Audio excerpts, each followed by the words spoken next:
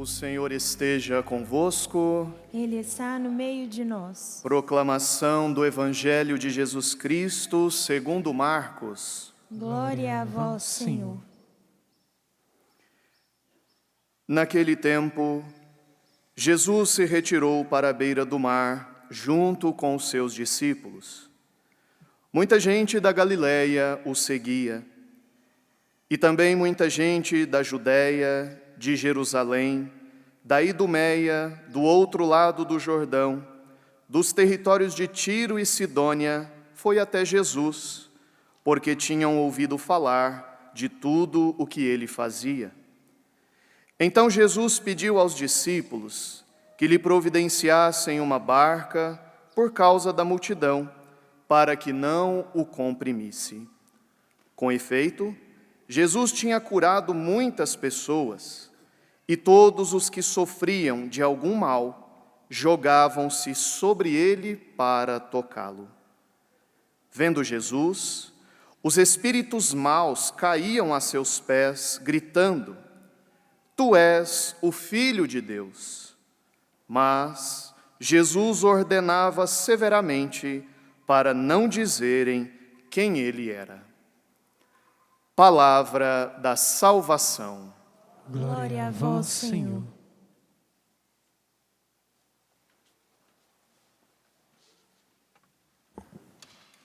O homem de Deus e a mulher de Deus faz o bem a todos. É o que Jesus nos ensina, porque ele estava curando as pessoas, devolvendo a vida para aqueles que estavam morrendo, que estavam à beira do seu sofrimento.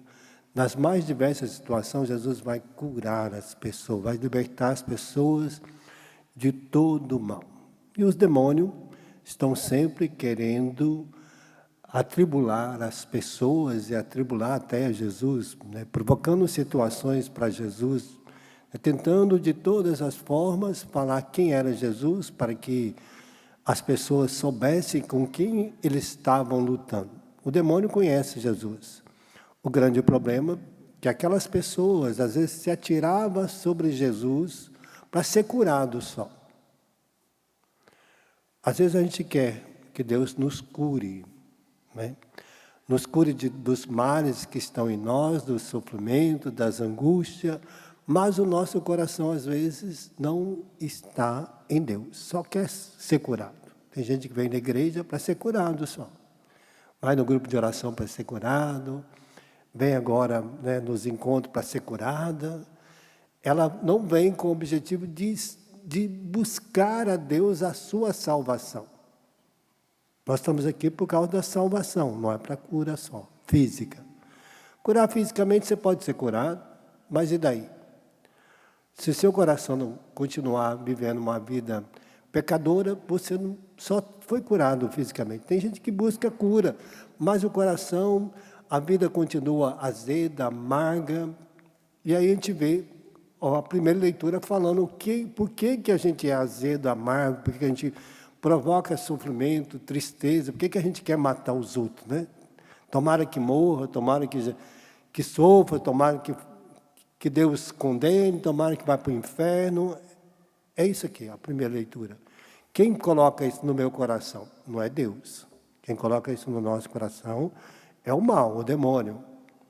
Então tem que ter claro que Saul, até depois nós vamos ver que Davi vai rezar para Saul, que tinha um demônio que atormentava Saul.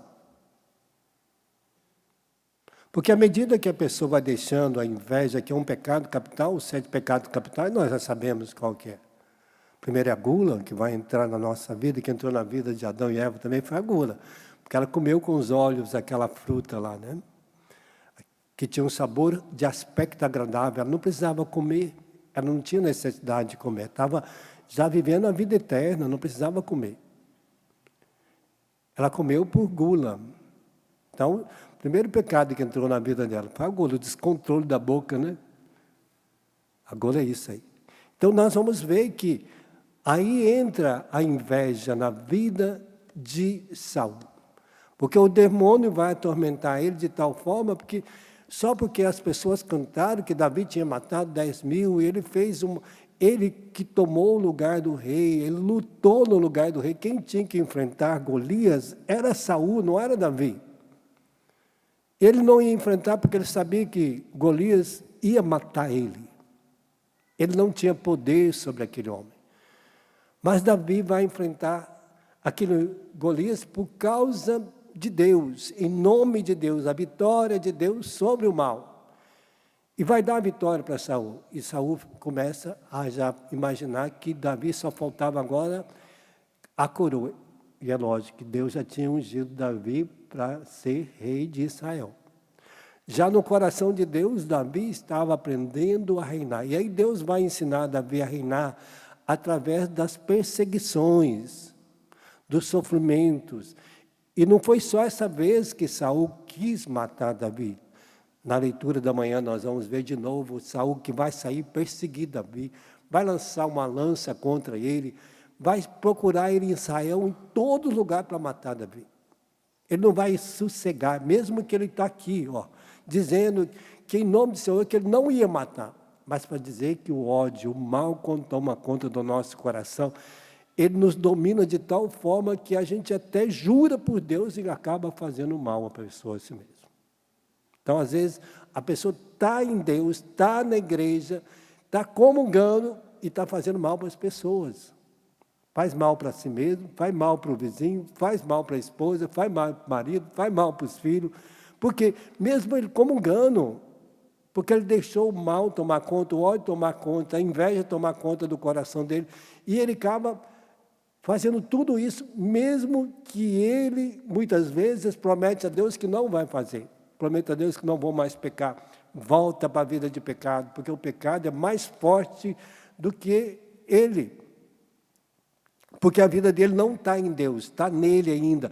Ele está vivendo a vida dele e não está vivendo a vida de Deus. Porque quando nós vivemos a vida de Deus, nós vamos vencendo os pecados.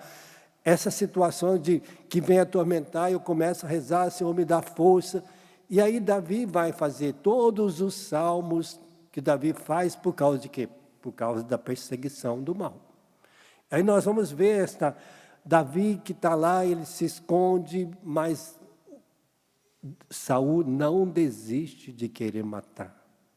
E Davi teve a oportunidade de matar Saul, vai ter a oportunidade, mas Davi disse, jamais eu vou tocar no ungido de Deus. Davi vai respeitar, porque Davi tinha um coração segundo o coração de Deus.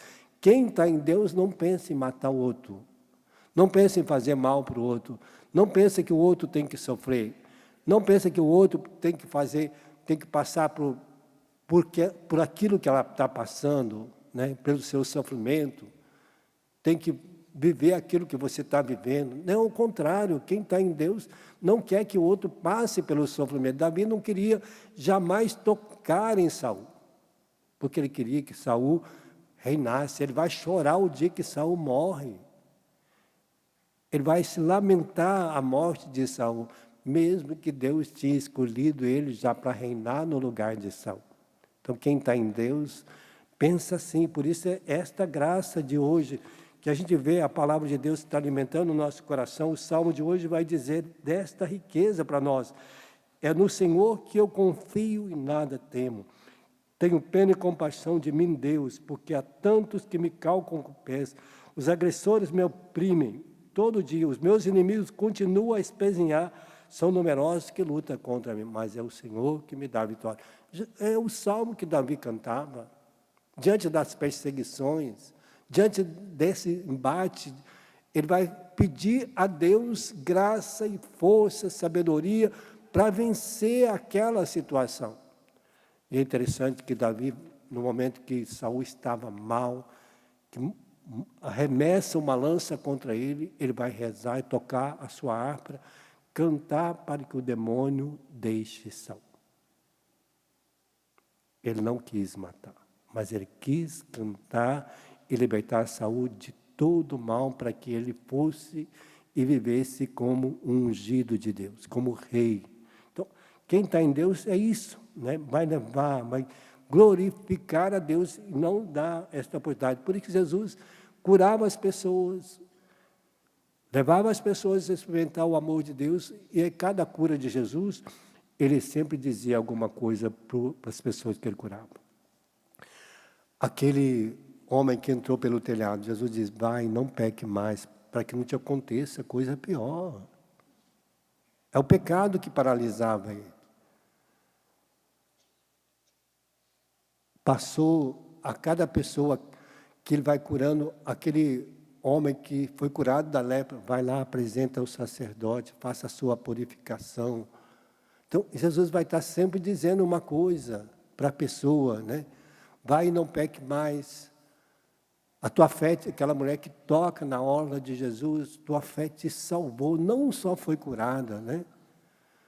Mas também ela é salva. Jesus vai falar da salvação para ela, porque ela agiu com tanta graça que Ele oferece a ela a salvação.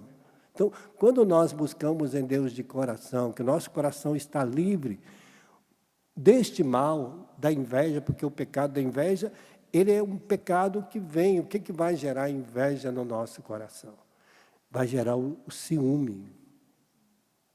O ciúme vem da inveja, porque ele quer destruir o outro. O ciúme faz querer matar o outro, destruir. E ele é um sentimento também de inferioridade no nosso coração. Da onde é a inferioridade? É uma doença emocional que está dentro de nós, que nos leva a esse sentimento de achar que as pessoas não gostam da gente, que as pessoas estão nos perseguindo, estão nos fazendo mal.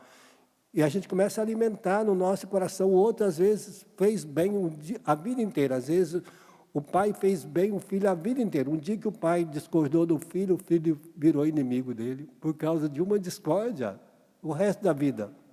Às vezes assim com a mãe, né? Às vezes a mãe cuidou do filho a vida inteira. O dia que a mãe discordou, ele fica inimigo da mãe. Por causa de quê? Esses sentimentos de inveja. Acha que a mãe não gosta mais dele, gosta mais dos irmãos, gosta desse, gosta daquele. Há uma briga em casa por causa de inveja, né? Tem meninas que acham que o pai gosta delas.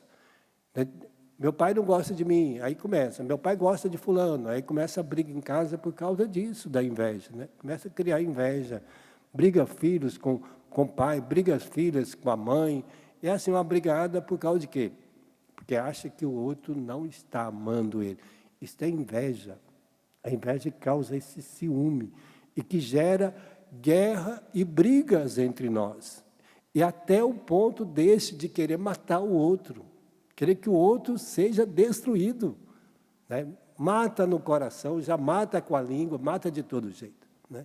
Então a inveja é uma desgraça, é um pecado capital que causa danos horríveis, porque é por inveja o demônio criou todo o mal à nossa volta, para ser oposição a Deus. Fechamos nossos olhos, pedimos essa graça para Deus. Hoje eu não sei se você tem inveja no coração de alguém, está pensando em matar alguém, já sabe de onde vem esses sentimentos de briga, guerra entre nós. Vem desse pecado capital chamado inveja.